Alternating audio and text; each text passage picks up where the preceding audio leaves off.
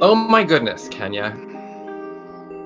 So I want to say that I was much more excited for today's conversation than I was for last time because I was so much more nervous about kind of getting into it. And now we're Hmm. in it. Hmm. We're in it. We're in it. We're already in it. And I was nervous about every stage of it. I was nervous about recording it. I was nervous about editing it. I was nervous about posting it. And all that is done. Yep. And so now anyone who is listening is just in it with us. The only thing I was nervous about today was my normal thing of sitting down and being like, which jewelry do I have that looks, the worst? And of course, you start at the worst and then you work your way out of the danger zone into like acceptable. Well, Um, I did a wash day, and so I'm like letting it be free, and so uh that's huh. what I'm working with today. I am feeling good. I mean, I like everybody is trying to use whatever tools they have to get through whatever this is that's happening. That Right. feels very like I don't feel alone in all of this. I feel very Right. much like this is a state of mind that is at least universal to a American capitalist context. Yeah. So when you say, just for clarity, then, when you Mm. say all of this, like, would you like to elaborate on what you're referring to, just for anyone who might not realize? Um, For, I I'm not feeling as much anxiety, but there is kind of a muted quality to um like it's very dense. I was talking to a friend about this. Like I've been maybe not like a lot of people, but some people I've been doing some job hunting. I just want to get like a regular schmegular degular job so I can do my artwork and I don't have to like talk to 20 people who are going to tell me no because they don't get what I'm trying to do. And I just rather pay for it myself and do it. But it's like it's the muck of it Mhm. doesn't it feels very cloying, and it doesn't feel like it's just in one area. It feels like it is in a multitude of, whether it's like yeah, like things that should be simple, like this whole writer strike. Like I'm just like the money is there.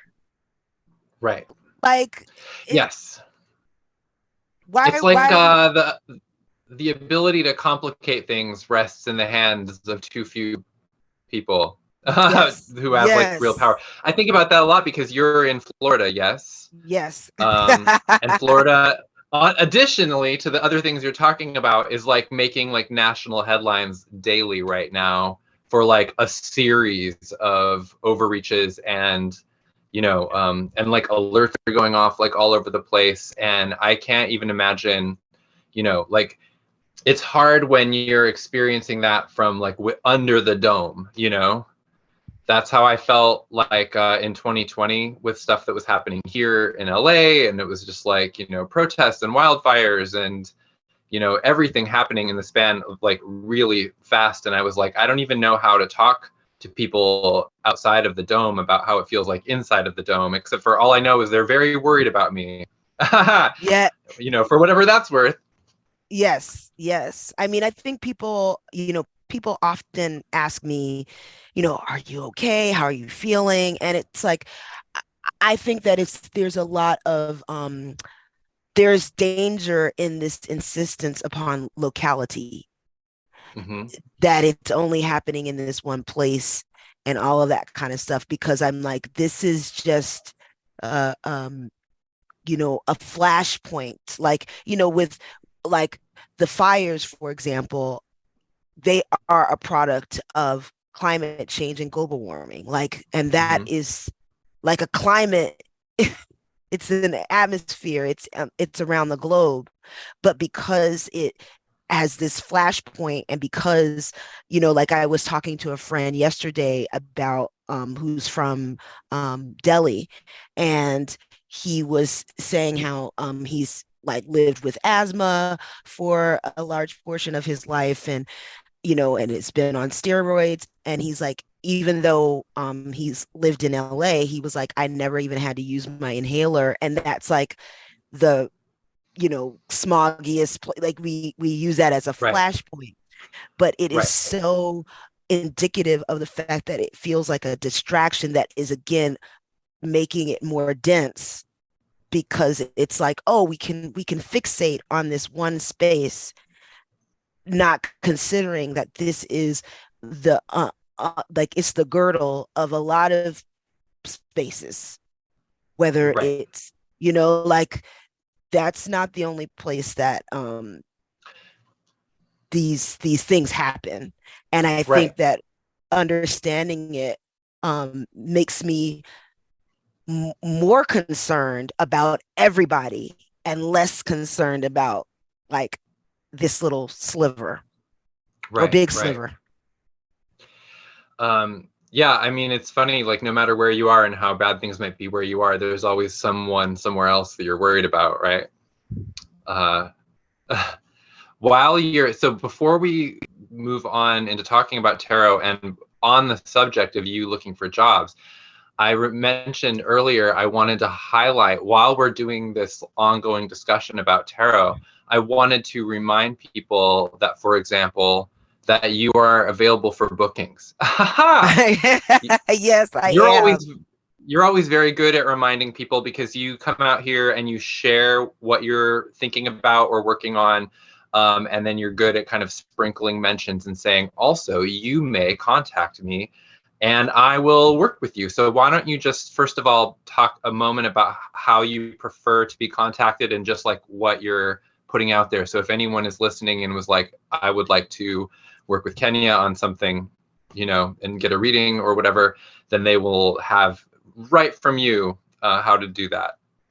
So, just DM me. I have a little for so I have kind of two ways of thinking about this. And until like for Gemini season, I figured it's a little celebration. You can get a little taste. I'm doing 1, 2, and 3 card readings. Hmm. The 1 card is 6, the 2 is 9, and the 3 is 12. Dollars. Yes, USD. Dolores. And Yes. I am very flexible for people's timing. I've actually done some readings internationally, which has been great. And we just like figure out when that is. Um, so that's one, and then I have that's more connected to like my overall practice is like um pay what you will. Hmm. And usually it's about like the first time I work with someone, I do this like 9 card portrait spread, and it ends up being like, I don't know, like usually an hour, sometimes 90 minutes of just, working through it. And I really enjoy that. I like, I do some, how would I say, like I do some research on the person. I ask them for their like birth name, the name that they like to be called, their birth date, and yeah, and then we figured that out. And I use that, like I make this whole watercolor based on that information that I'm researching, and then we have this reading that usually Like a literal watercolor painting. yeah, like not like a it's not a it's like I write the notes in preparation, but I do it in watercolors. Okay. See, And some this is amazing because this is all stuff that I don't know about how you operate. oh yeah, yeah. And sometimes people like I always send them a picture of that. Hmm. And then also the spread itself. And usually I'll put some notes and stuff. But sometimes I people ask for it and I'll send it to them. I'll just mail it to them. But I make a scan just because a lot of times I will be able to reference like if they work with if we work together again, then I can reference like the time, the date, like I'll have all that. So if something comes up again, I'll already know that in like my little notes and everything. So I've only had a couple of folks, well, like maybe 3 or 4 people that I've had that experience of like being able to like mine that first portrait spread, but you Hmm. know, that way you don't have to be uh burdened with like a question, or we just want to get an overview that first Yeah. meeting, which is why I say pay what you will. So this is interesting because like we had talked about today, kind of doing today's conversation about our just like respective practices and just, I wanted to like interview you kind of about yours and like you can talk to me about mine. And I like Yeah. this because like even in this preamble, like the availability and the style of availability and the whole thing is just like is just like an interesting difference between how we work. So Because how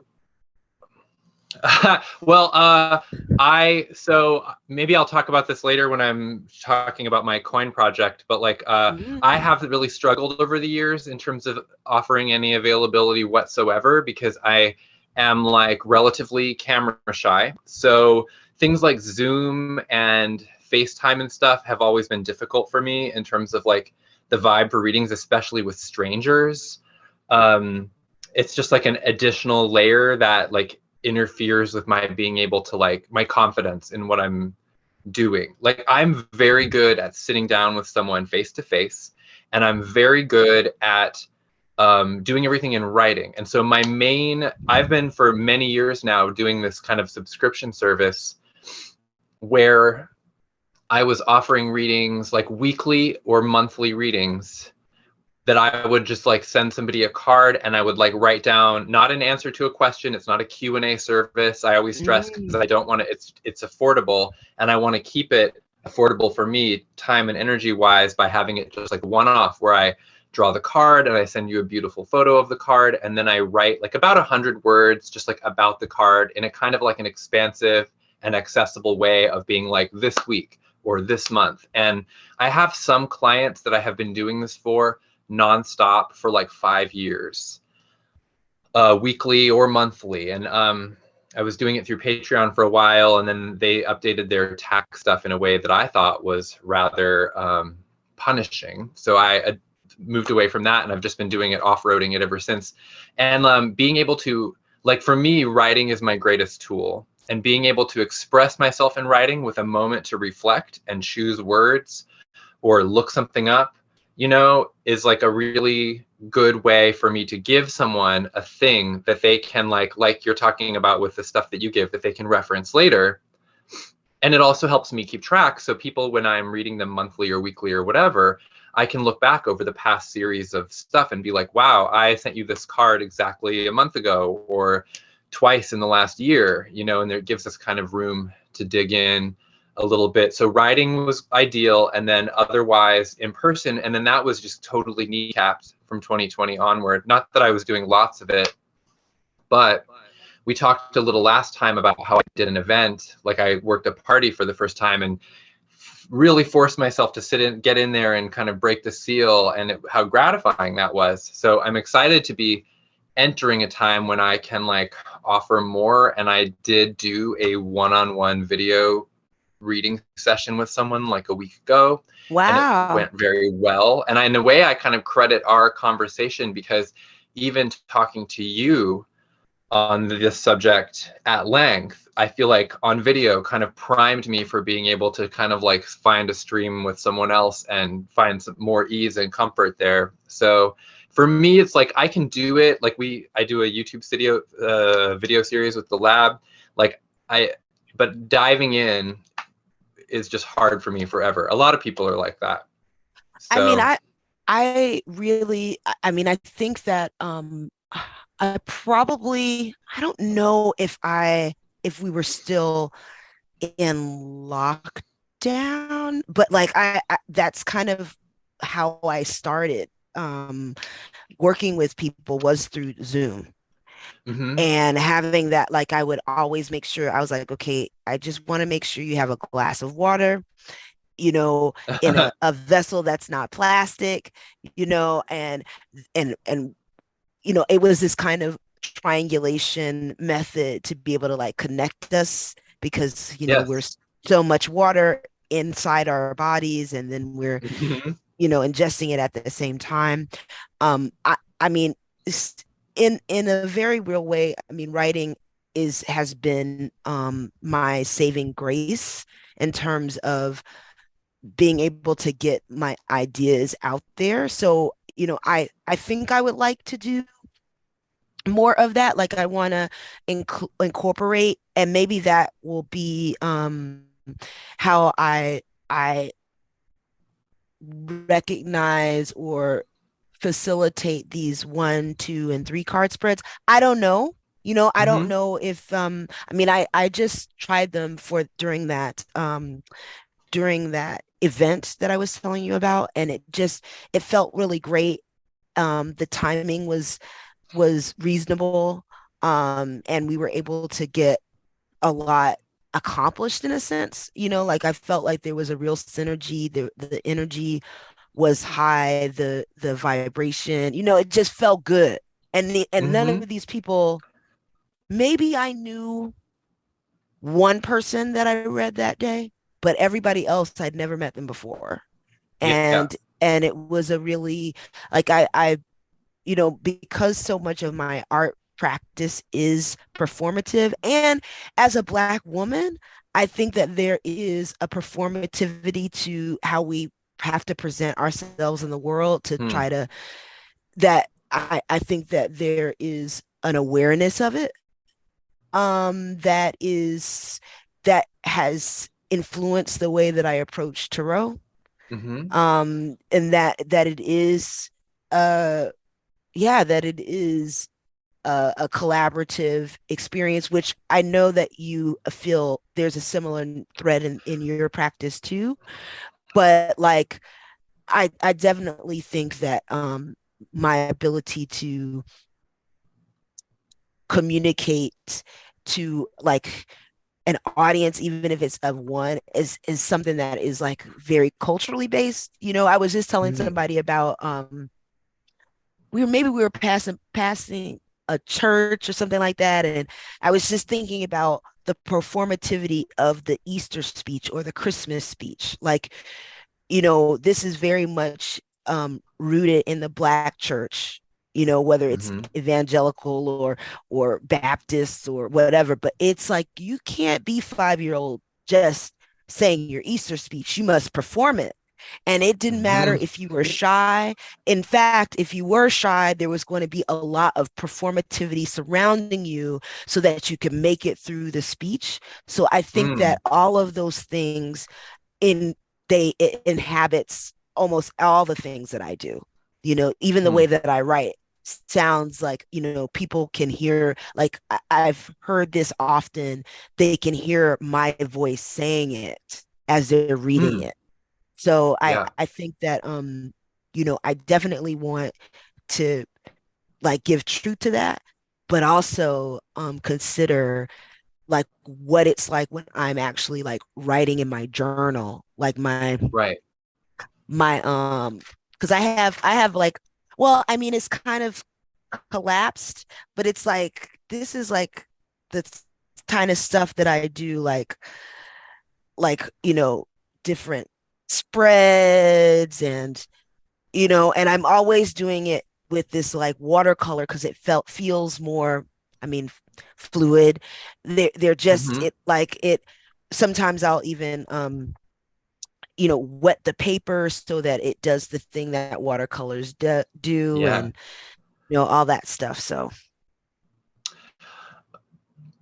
Um, what I think is interesting about doing things strictly in writing, because you mentioned about a collaborative process, and so this is one of these things that is a bit cultural within different traditions and also within individuals. But like for a lot of my background as a reader, I really leaned into the idea that you're what by doing a reading, you're opening up a collaborative space with somebody, and that there should be like a lot of questions and a lot of input from the querent, and like a lot of um, just like that was where I started, because I thought in my brain that was a lot that was tied into how tarot worked, um, and the part of the value of somebody getting to like open up and discuss and share things, because as people so often say, like a lot of this is kind of like people turn to these readings as a kind of a therapeutic practice a lot of the time. Yes. And so first of all, doing things purely in writing eliminated that entirely. And so now I was like, it's more like dictating the results of like a divination. So I'm like, this is the card, this is what I have for you. And what's funny is in the practice that I've developed over the years, and I'm not saying that I'm not open to it. Like obviously some sessions with different people will be different, but my general practice these days does involve a lot more talking than it used to. And it's part of it is coming into my own in terms of what I believe is happening during a divination and where I think it's coming from. And I feel like I'm really trying to take more authority and be like, you could have done this with anyone, but you have chosen to come to me. And I am inviting you into my process.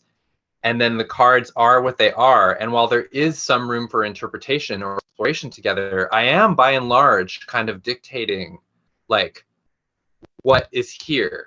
And what and there's kind of like one of the things I think is advantageous about that is it helps me specifically avoid some of like the cold reading techniques that I'm always a little more leery of, even watching myself for. So I'm not like listening to what someone says and then looking for it in the cards and like creating this feedback loop of like, you know, confirming something they've said and earning their trust. And I'm not, that can be done skillfully, constructively, you know, for a nice holistic reading.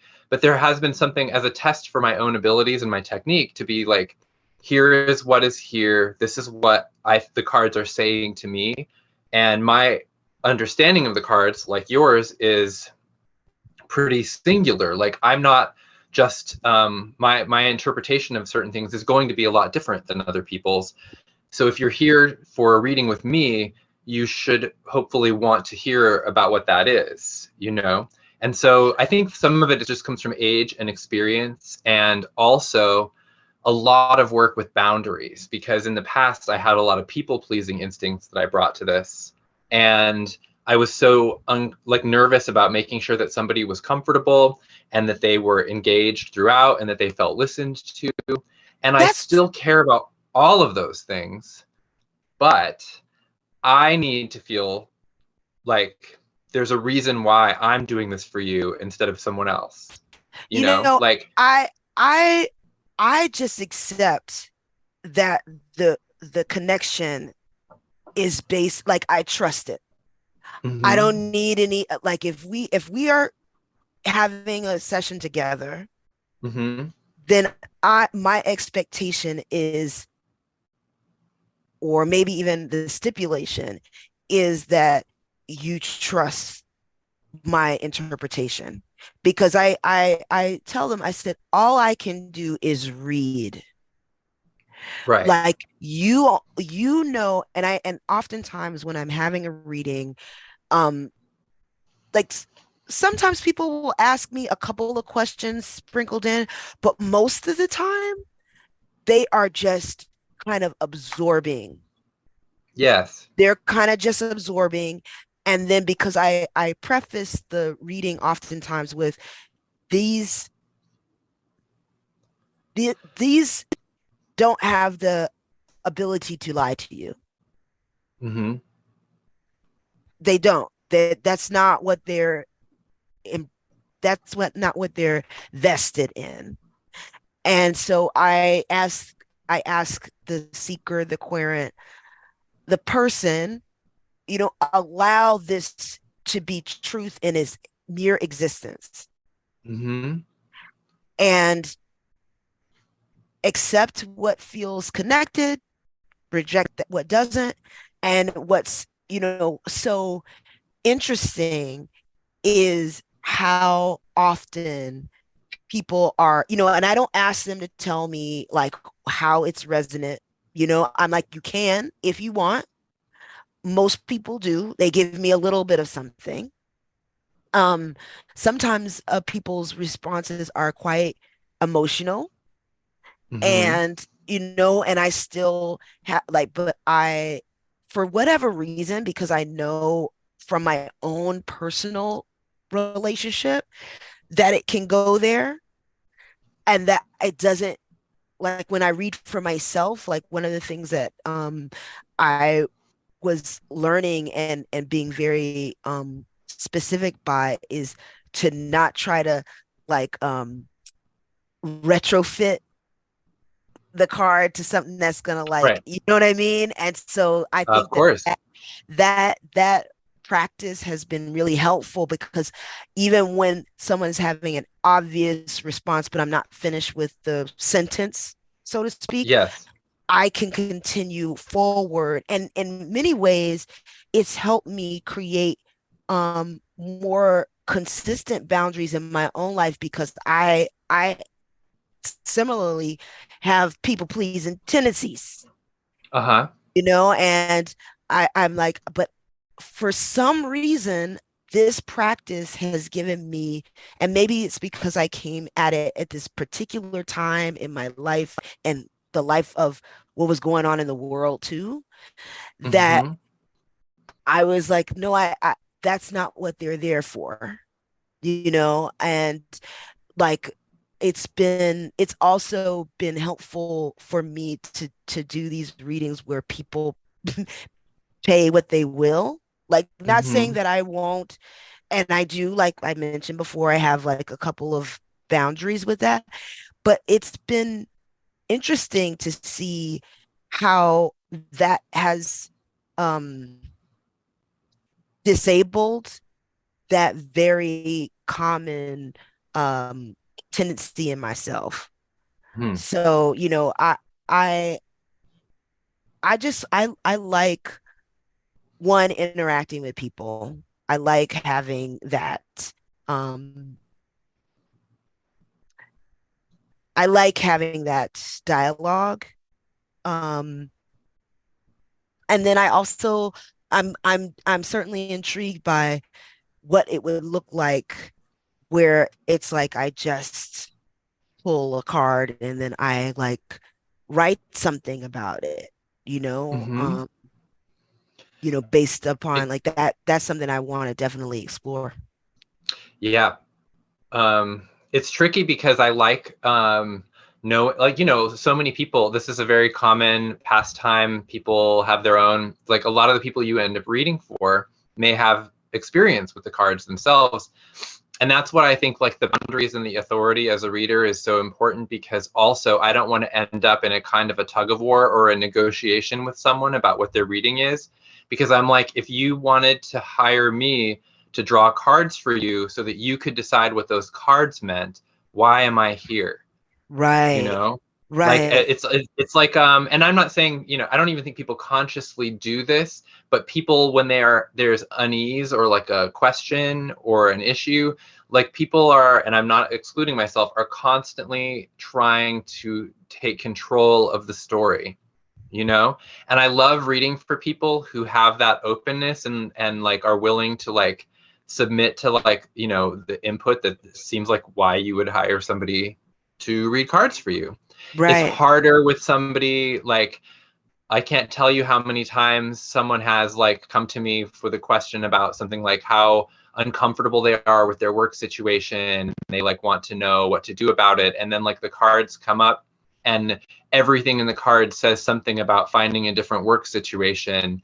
And then there's just like this endless cascade of like rationalizations about why that's not an option at this time. And I'm just like, like it's very interesting to people who if people didn't have problems, they likely wouldn't come looking for us in the first place. But as a reader, the challenge of reading face to face or over video is kind of assessing somebody's receptivity and doing what you can to like cultivate greater receptivity so that you can like reach them and be heard, and then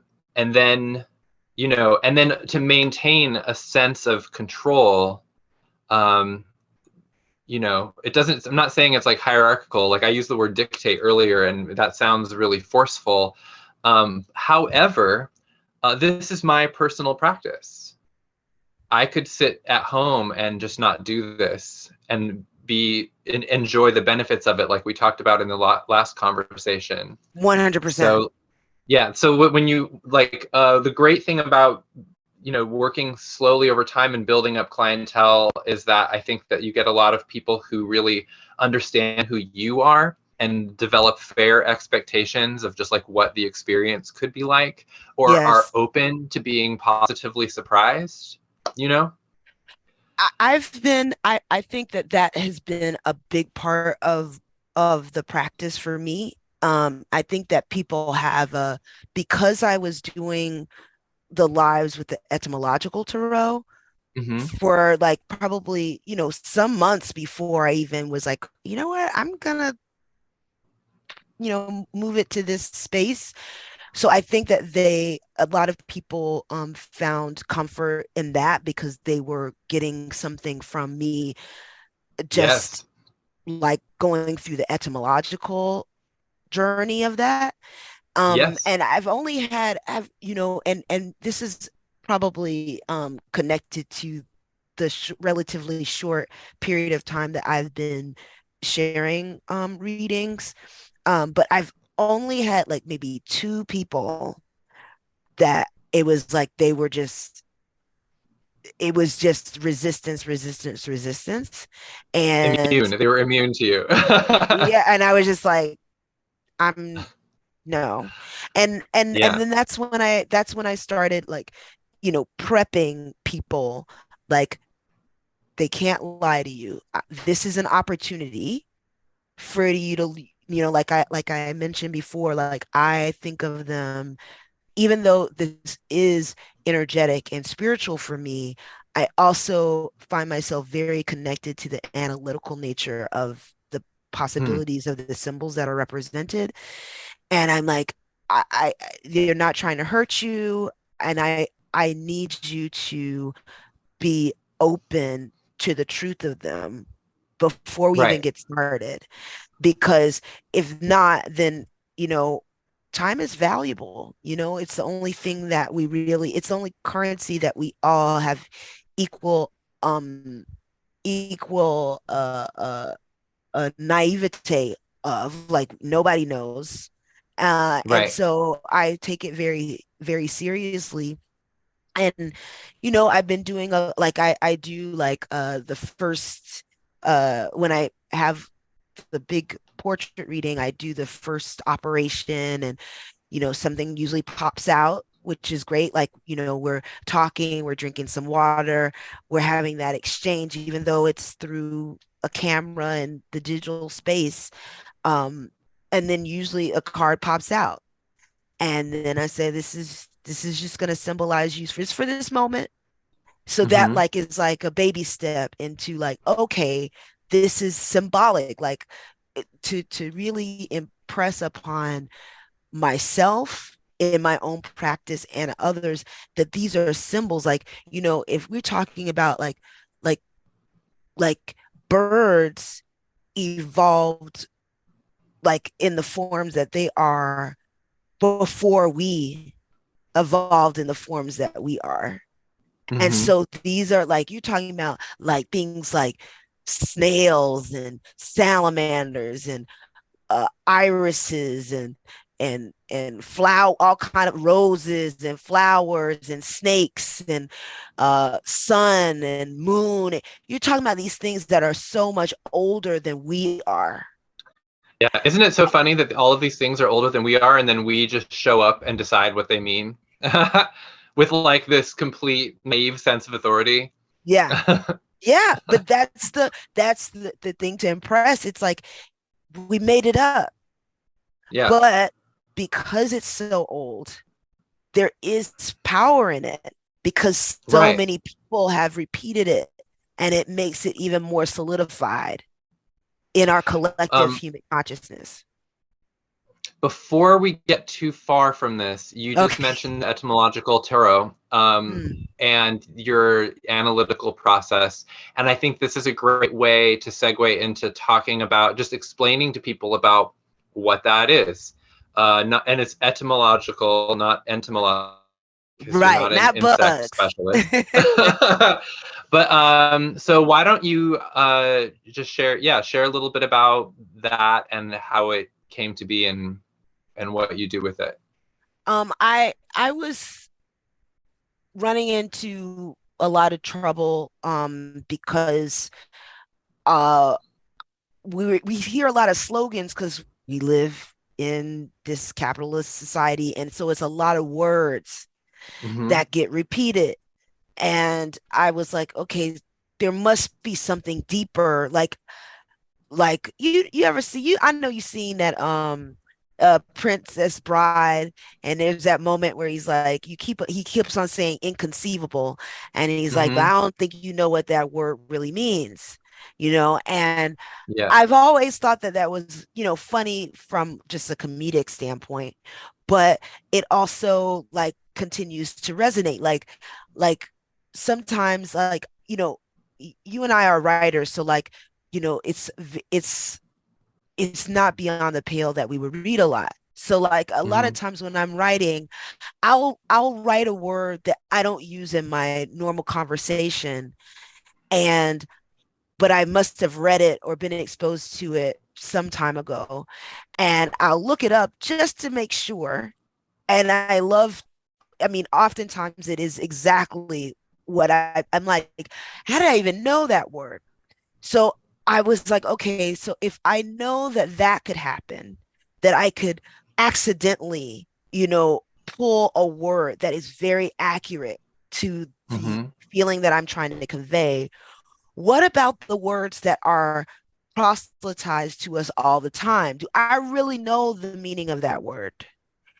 And so I started, like, things like institution I was looking up, and hierarchy I was looking up, and a task I was looking up, because I was hearing it repeatedly, and then I was thinking about how important words are for spells, like, spelling and Yeah. all that kind of stuff. So I was like, okay, well, I know that that's one, I usually know one definition, but many words have like at least two or three definitions for the Mm-hmm. same word, same spelling, everything. And I was like, okay, so that's another layer. But then this other layer was the etymology, which is like, okay, this is the DNA of the word, and that is the essential quality of the spell.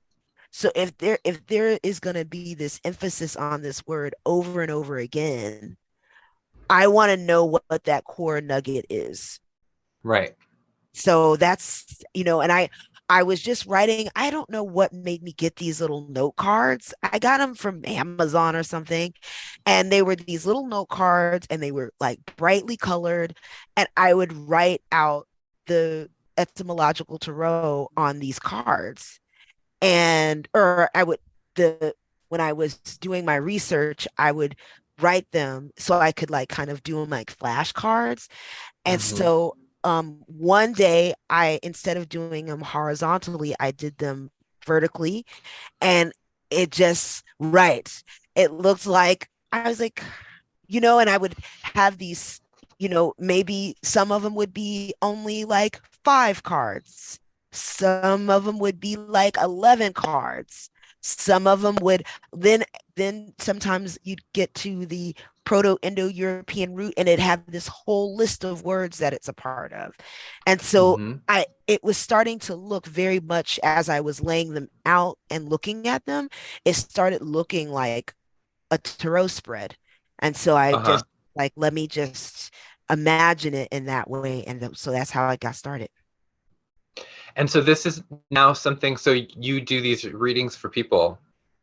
I haven't done any for an individual yet. I've been wanting Uh-huh. to, um, like, Maybe we'll do it on a upcoming conversation. That would be a good way to pick, just to try it out and see what happens.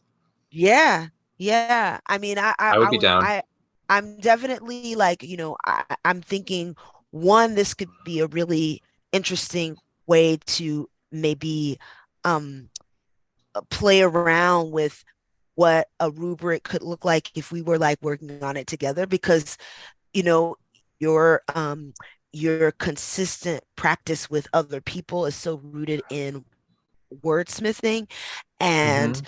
I've been, I am a like a baby in comparison to your practice. Huh. Like with these, but it's like it would be interesting to see what your word would be, and Hmm. how that, because that's some of those etymological spreads have inspired a spread that I've done with a traditional deck. Hmm. So, Okay. the kinds of questions, like sometimes it'll be like, I don't know if I have one around here, but like, one of them, like the last one I did, I think was excellent. I think Okay. that was the That was last like spread. the core word. Yeah, that was the starting phrase. And then it went to where did I put it? Here we go. So it started out with superiority, greatness, and distinction. So I would probably come up with, like, the first position would be something that connects with that. And then the next one was from the present participle of excellere from Latin, which is surpass, be superior, to rise, be eminent. So it's like, okay, what is about to be imminent, or a question or a query that's connected to that. And then but what was really intriguing was when you break it apart, when it's ex ancillare, which is ex is of course out and from, but also upwards and completely deprive. So that kind of Hmm. completely deprive, that's something that I would like to explore in a reading, because there is, oftentimes when we are trying to figure something out, there is a feeling of deprivation, that something is being kept from us. Yes. Or So, that like in order to excel that you would have to deprive someone else of something, you know. so Uh I go ahead. I was just going to say that this is fascinating to me because basically you are like, a word witch, and that Yeah, in yes, general, the tarot deck is presented as this like symbolic framework that's connected to like elemental water, right? It's like things emerging from the unconscious that can yep, be made conscious and then discussed and analyzed. And the etymological tarot project is the reverse of that because it's taking it's like elemental air work where you are analyzing and picking apart and then creating space for symbols to emerge from there. So it's like this would be very, very useful for people whose primary experience of life and awareness is more analytical, who maybe struggle with trusting the way that tarot works. yes, Like this is like a whole yes. kind of special divination system by itself, or like a gateway into tarot for people whose mind just works differently. 100%, because I think often, I mean, I am a Gemini, so and I have, like, there's a lot of air in my chart, so it's like, and a friend of mine, I was telling her about something that happened to me. I mean, something that was like really, really devastating, actually. And I was like, totally, I was putting it in, I was intellectualizing my feelings. And Hmm. until she had said that, I didn't realize that, like, that is something that I've done. I mean, I think part of it is just the where I'm placed, like, coming to the planet. Another part is that it has definitely been a what's that thing? Defense mechanism. Uh-huh. It's been protective. And I'm like, okay, I want to I want to allow myself to feel the things, but I don't want to berate myself for holding it in that space. Hmm. Like, I think that the first time that I really even thought about that was when I I was pulling the Three of Swords a lot for a period of time. And my research was was talking about how it's suspend like a passion suspended in the intellectual realm and how Hmm. painful that actually is. And I was like, when I saw that symbol, it really broke open something for me.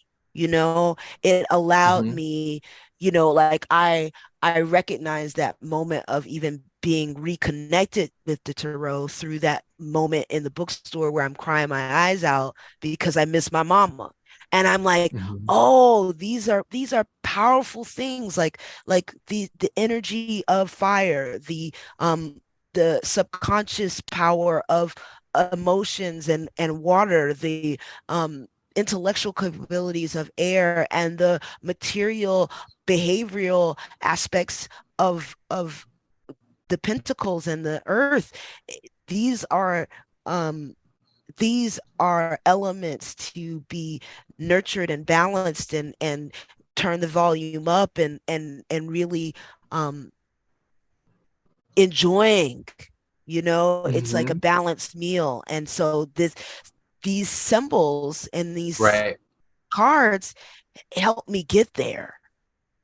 And they're also not something necessarily that can be escaped, which is why you had said when we were chatting about what to talk about in upcoming Mm. conversations, you wanted to talk about the so-called, bad or scary cards that people worry about. And we will definitely have to talk about them at length at some point. But that's what I think is so interesting too, is that a lot of when people come to a reading, whether they're really well versed in the cards or not, there's often a situation of like avoidance also, and like I consider myself like to be like a triage artist when it comes to the cards, because I don't read reversals, which is Mm. for anyone listening, when the card is upside down, I don't. Me neither. All my cards are read right side up because I've read a lot about it, and really I just think there is no like card in the deck that I think of as like strictly benevolent for all situations or strictly, malevolent.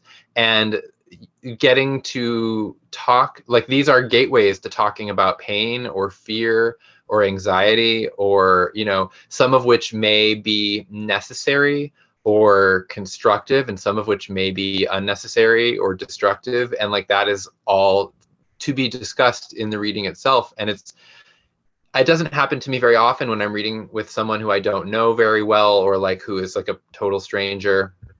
But one person at that event I did last year really, she only got a reading because her friend did, and which is always a great way into an awkward conversation with a total stranger. But and some of the cards that came up weren't even super intense, but like there was definitely a sense that like the power of the image was so great that like no matter what I said about it, it sounded like I was trying to rationalize it or just like make her feel better about it. And it kind of shut out the possibility of explaining like what the meaning of the card is. And that isn't helped by the fact that a lot of the popular resources about tarot just repeat very uncritically a lot of the same stereotypes, and like when a card is reduced in meaning, to a sentence or two or a cluster of words in a booklet,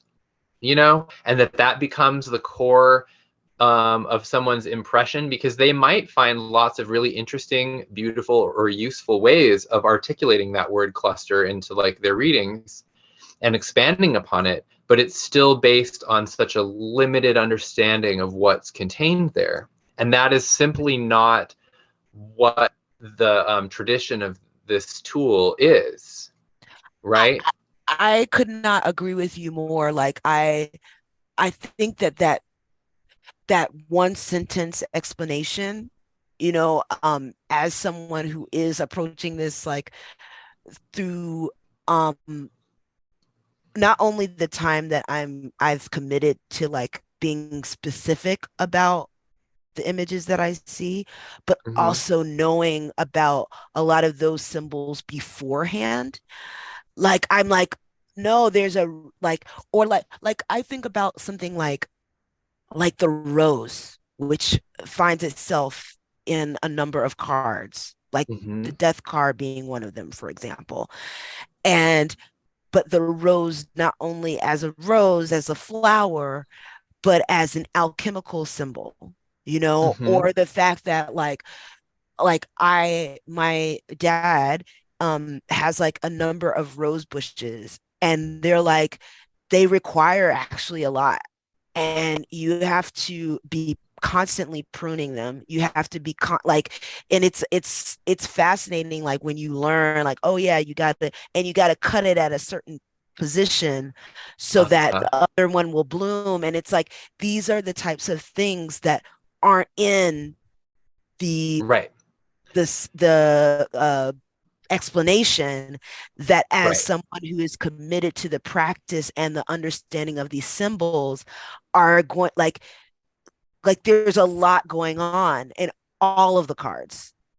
A This lot. is why it's so valuable. I think, like, I also don't want to poop on anyone else's experience. Like, I think it's important to explore what readings are like when you get them from baby readers, and it's also Mhm. interesting to explore what kind of readings you get from just like, boardwalk sideshow hustlers. And like all but also I'm excited that between, like, the kind of renaissance in all of these things, and also social media and so forth, there is more learning. There are so many more experienced, established people, who really have tapped into unique avenues of this subject. And Yes. some of them are very accessible, and some of them are frustratingly inaccessible. And as someone who has been less accessible, over the years, like, I've had my own curious relationship with this, where I'm just like, I'll see somebody do or say something that isn't like, I'll just say it, that I think is wrong, you Hmm. know, Hmm. because some things are wrong, some things are a matter of opinion, and some things are wrong, or like like presented out of context in a way that I see as like very preventably um wrong.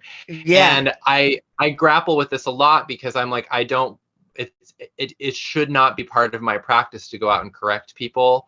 The best I can do is like be the best advertisement for my perspective that I can, and hope that some people will want it, or if someone has a question, that they will ask me. And then that part of that involves being non-judgmental enough to where someone isn't going to expect that I'm just going to be delighted that they're wrong. Like, you actually have to be, you have to uh, present yourself with the wisdom that is supposed to accompany like a long-term practice. And that's, it's not always easy. But so and before I don't want to go too far over our kind of like hour mark where we did last time, but I will Yeah. say that in terms of like accessibility for readings, one of the things I would like to share a little about, I'll talk more about my specific, like, technique or processes stuff later. But I've spent the last couple of years in this kind of like anxiety knot, because I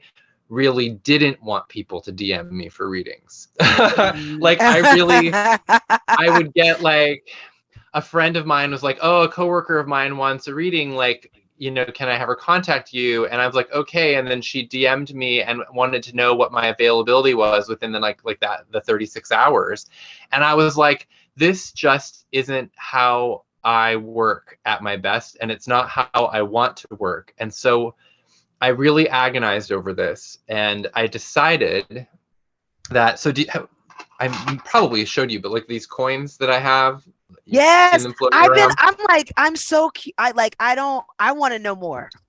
So for those who are maybe purely listening in the audio, and this is something that I adapted in response to the way that stuff like with divination and occult services and whatever happened online, because everyone's out there hustling and doing readings on TikTok and like DMing you and wanting to like have like a cheap disposable reading immediately.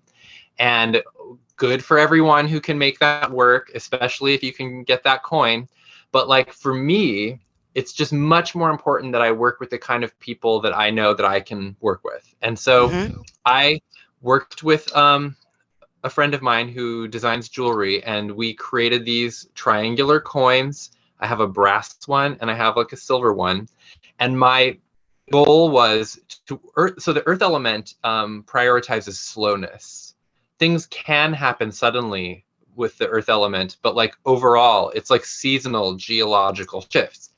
And the speed of the way communication happens online is kind of what was so unpleasant to me in terms of developing connections and readings for people. Like, does it even matter? Even if I can get the money from them and then we talk and we have a Zoom, and like, will they listen? Because I feel that when it comes to deeper wisdom and the kind of work that I can do, that I think it has value. And it's like, how do you convince someone of that when they really just like intellectually want something, you know, and haven't deeply considered it? So the way I work now is I am only available for I'm doing my like, you know, emails, which anyone like sign up for if they contact me. Like you can DM me and ask me like, you know, to get your weekly or monthly emails. That's fine. For full sessions, I only give services in exchange for these coins. You have to buy the coin from me online. I mail you the coin. And then when you want to redeem it for your session, you mail it back to me. And then when I receive the coin in the mail, we book the session, you know? So it's like, it slows things down. It's like, is this something that I want to spend my coin on? It's like I'm on retainer for you and you can redeem me with this coin, but it does take some time. There's the additional expense of having to like mail it back to me. And then the silver coin is worth 5 sessions. And so you buy the silver coin, it costs more money. And then like I'm doing like the brass coin costs $60. That's one session at a time. Wow, that's amazing. The silver coin is I'm selling for $260, and you hold on to it, and you we can go ahead and start booking once you buy it, because oh my God, you just gave me $260. So Right. Sure, but like, and then you send it back to me ahead of booking the 5th and final session. And so there's an exchange between us, kind of like you're talking about, like how do you involve someone in your process at the pace that you want? And then, so I had a number of these made, and I was really nervous about unleashing this on people because I thought like, it's so elaborate. But I want like the people who hear about this and find it interesting or intriguing or attractive are the people that I want to work with, and the kind of people who are like, that is slow, cumbersome, you know, I don't get it, like whatever. I'm like, that's fine. There are literally a zillion people out there that you can talk to. And it's so great because like while you're thinking about it, you could wear it, and it's like this, you know, this opportunity to kind of like have that exchange. I mean, I'm not on that level, but I do make like I don't schedule the session until they pay. They have to pay first. So Money it's up like, front. you know, Right. because I'm like, I'm going to be doing all this like preparation for you. And, you know, I think some people feel like they're like, well, I don't know. And I'm like, I'm not in the space where I want to, you know, because it's varied widely. And I've been okay with all of them. Like every payment that I've got, I've never felt gypped. I've never felt like, you know what I mean? Because I'm going to bring that same energy to this moment regardless. Like it's not about, it's really to get them connected to the symbology. Like it's about the currency that you're literal currency, literal currency that you're committing. And disco. Go on. Sorry, go on. But yeah, I think that's lovely. I think it's now amazing. That I'm a coin operated fortune teller. I love like it's official. it's official. And what I think is great about it too is that it's just like, I mean, I needed to do this for me. And that's the thing too. Like this isn't a level that I want necessarily that I think other people need to get on either. Like we talked a little bit about my own anxieties, my own ways that I needed to like compensate for like facility that I didn't have in certain areas. Even that people pleasing instinct that we talked about a bit was useful here, because once someone has bought one of these, then I'm like much more inclined to want to make good, because like it's like a gesture of faith in me, and then I want to like make sure that that is rewarded. You know, so Yes. if someone bought something from me that was worth $60 or $260, and I don't care if it's been 5 years and I all spent up the money and it's long forgotten about, like I still have like a commitment that I made that is consecrated in like a literal like earthen form, Yes. literal pentacle, you know, and Yes. that Yes. is something that came from me. And so when I like it, I just feel really especially inclined to like make good on it and give them, you know, their money's worth. It's a kind of Yeah. a nice tool of accountability for me, because I hate the idea of begrudgingly going through the motions of what I think people expect in terms of booking and having a reading, and then just kind of not, you know, not shining or living up to it. So Yeah. that's my availability currently. I So love in it. the short term, if people are listening and they're like, I would like to have a tarot reading from one of these two as soon as possible, I definitely recommend that they hit you up. Because Right. they can, you know, like, first of all, you're looking for work, and second of all, you're much more comfortable working with people on shorter notice, and like, you know, you have this remarkable facility with like, even if there's a performance element to it, like you said, it's like a hat that is comfortable to you by Yes. now. Yes. And I'm a much more awkward person Yeah. overall. And I have unsurprisingly developed a much more elaborate and perhaps uncomfortable, uh, you know, way of meeting people. And those out there who are also uncomfortable will maybe find that especially appealing. So, you know, we're definitely on, you know, opposite sides of the coin here in terms of like who we're reaching and like what we're doing right now. Well, I mean, Um, hopefully, I will say this, you know, because we're all having a human experience, I hope that like mhm. that as we continue to have these conversations and learn from one another. I mean, I'm certainly learning from you. I hope that there's something that you feel connected with as well, that there'll be Oh, big like time. some, there'll be some overlap because, we are presenting so differently, but Yes. we are utilizing this tool as a way to kind of like almost like a translator. And the the positive and or even the perilous possibilities that are present in anybody's reading, you know, that's something that I feel like we're similarly engaged in. And, however you want it, I hope it connects, Oh yeah, there's just so many different ways to slice this lunch meat. Yeah. And I think that so, you know, last time when we wrapped up the last hour that we recorded, we talked a little bit about the Fool card as like the initial, you know, leap of faith of getting started.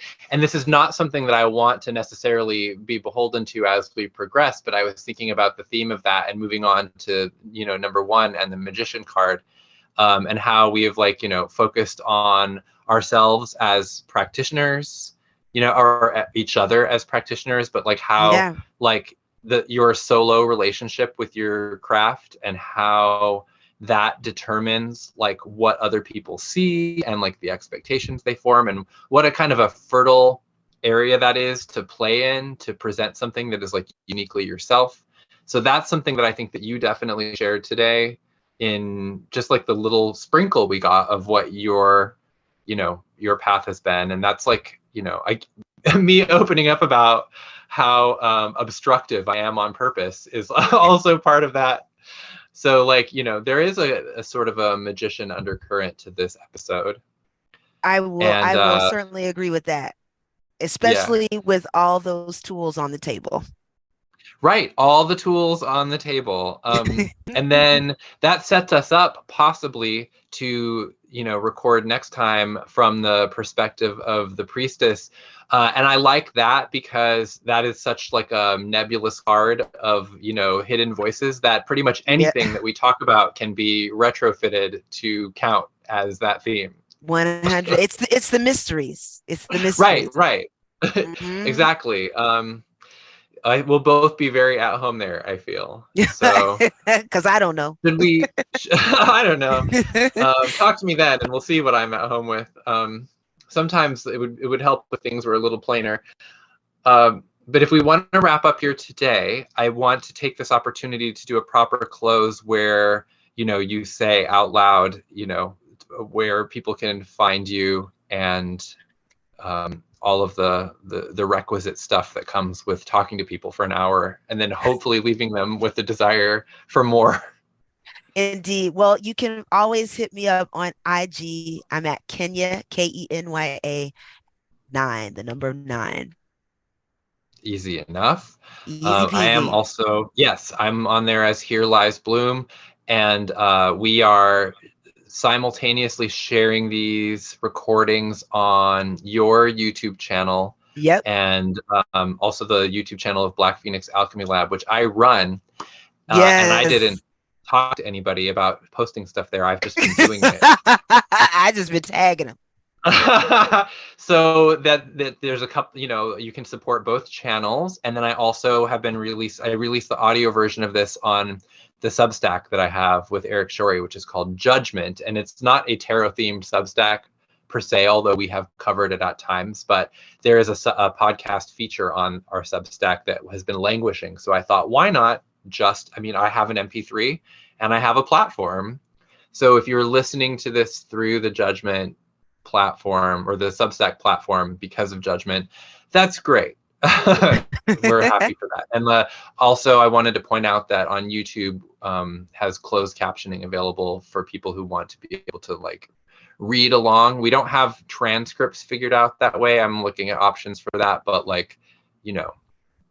it seems unlikely that we were ever going to even get this going. So one thing at a time. But we did. We did. Yes, we did. 2 down. And so that's great. Let's wrap up here for today, and then we'll Wonderful. talk again very soon. Talk again soon. Bye, y'all. Priestess style. Bye. Priestess.